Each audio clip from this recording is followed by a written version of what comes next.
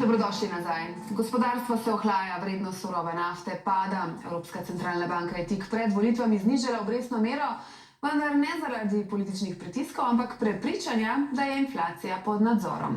Glavni razvijalec umetne inteligence Nvidia pa je danes cepila delnico. Na slovenskem delniškem trgu smo dobili novega igralca, družbo Relax. Ja, prav imate, na vrsti je finančni svet in v studiu se mi bo vsak čas pridružil kolega Matej Omerovič.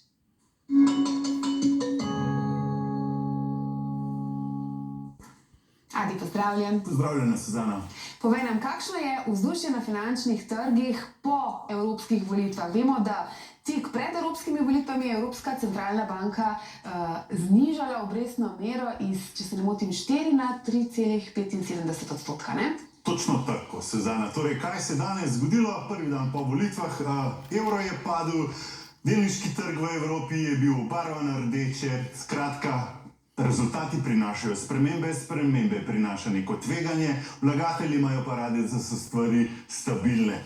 Kar se pa je vezano na Evropsko centralno banko in nižanje, vsi so se spraševali, zakaj je ravno zdaj nižanje. Bom pokazal na tem zgornjem grafu, tukaj Suzana, torej letos inflacija v Evropski uniji padala iz 2,8, vidimo, čisto do maja, potem pa je v maju se dvignila za 0,2% in ECB se je odločil za nižanje.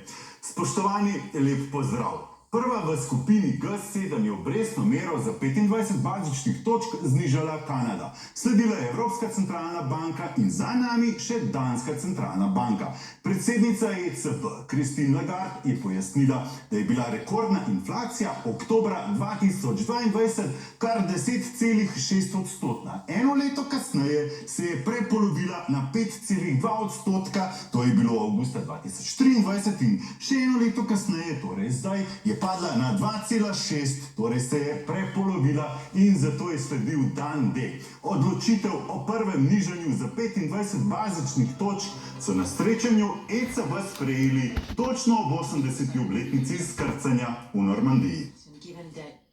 Each and every step of the way we divided inflation by 2. I don't want to divide the next inflation by 2, because if we divide 2.6 by 2, we have 1.3. Our commitment is 2%. We don't want to go there, no.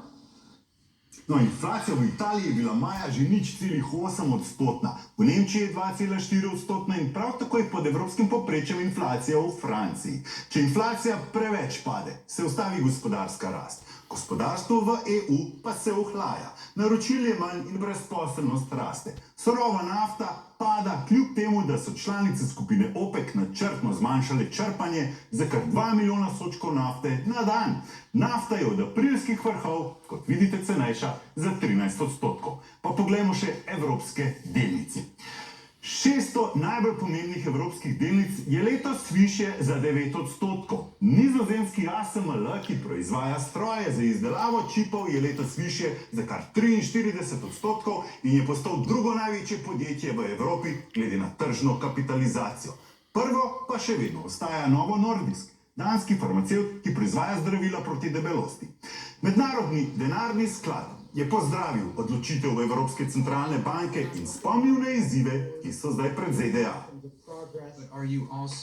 As in the case of the US, we have seen, of course, inflation coming down, and we do expect that there does need to be some slowing of the US economy in 2024. V ZDA delniške trge poganja zgodba o umetni inteligenci. Vodila na tem področju je Nvidia, ki minuli teden postala drugo največje podjetje na svetu. Prehitela je namreč Apple. Pred njo je zdaj samo še Microsoft. Nvidia, ki je letos višje za kar 150%, je danes cepila delnice v razmerju 10:1.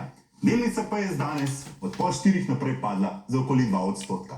Kako se lotiti trgovanja z delnico Nvidia, smo minuli teden razpravljali z legendarnim vlagateljem Trevorjem Nilom, ki je v Ljubljani predaval o trgovanju na podlagi tehnične analize. There's a very, very strong trend in Nvidia, and the trend is steepening. If the mood changes, then technically the stock itself will weaken. But at the moment that's not the case, but one day it will be the case. Trend is your friend until the end. Minuli teden smo na Ljubljanski borzi dobili novi IPO. Nova delniška družba v standardni kotaciji je Relax, ki se ukvarja z organizacijo turističnih potovanj. Začetni tečaj delnice z oznako RELR je znašal 105 evrov. No, predsednica uprave Relaxa, Karmen Kosec, je v četrtek na Ljubljanski borzi s predsednikom uprave Alešem Lipavcem oznanila začetek trgovanja. Zdaj neka vrednost delnice se je formirala, jaz pričakujem, da zanimanje bo, mogoče še ne čisto v začetku, ampak prepričana sem, da bodo vlagatelji prepoznali dobre naložbe in da prav gotovo našo delnico čaka skok. Si želim, da bo teh dogodkov bistveno več v prihodnje in da bo se pravi kotacija Relaxa na borzo spodbudila tudi ostala podjetja, da bojo videli, da to ni tak bav, ki si ga vsi predstavljajo, postati javna delniška družba. No, minuli teden so skoraj vse delnice v osrednjem slovenskem delniškem indeksu SBI Top končale višje. Indeks se je v petek dvignil za skoraj 2%. Največ pa je poskočila Krka, ki je pridobila v prejšnjem tednu 4,62% in dosegla ceno 136 evrov za delnico. Za 3% je poskočila tudi pozavarovalnica Sava, NLB pa je objavila prevzemno ponudbo za avstrijsko Addiko Bank. S predsednikom uprave NLB Blažem Brodnjakom sem v zadnjem finančnem podcastu razpravljal o razvoju slovenskega kapitalskega trga, kako nadgraditi status iz obrobnega v trg v razvoj. Smo dejansko država, ki si zasluži status razvitega trga celo. Vse pre 35 minut tu vožnja do Avstrije in mi ne odstopamo tako zelo, da ne bi bilo in tako življenje v Sloveniji kakorkoli je na precej visoki ravni. Ne moramo razumeti, kaj se na planetu dogaja. Mi smo zelo blizu tega trikotnika, Zurich, Dunaj, München, kjer je kakovost življenja na svetu verjetno najvišje. Mi smo tu, imamo v sebi to miselnost. Mi imamo v sebi to miselnost, to nam dokazujejo športniki.